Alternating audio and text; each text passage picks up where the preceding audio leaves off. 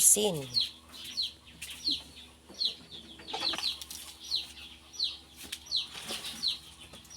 Inasinan, tapos ayan,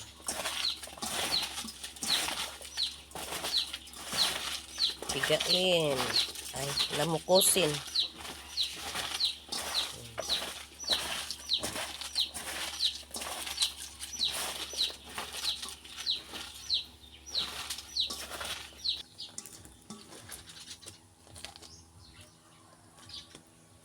Ayan, oh, maliliit na siya. Ganyan lang. Tapos, ano na siya karon? Kumuson. With native chicken. Oh, ito ang ilagay natin mamaya.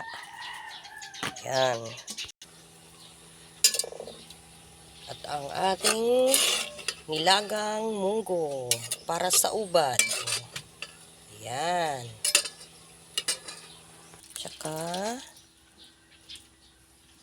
pigain. Ayan. Para makuha ang upload. May tubig kasi yan, may tubig. Ito ang finish niya, oh, product. Pinipiga.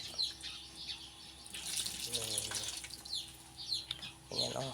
Tingnan nyo ang kanyang sabaw, ang tubig niya. Ayan. Ma-upload. Ambot ano sa Tagalog ang upload.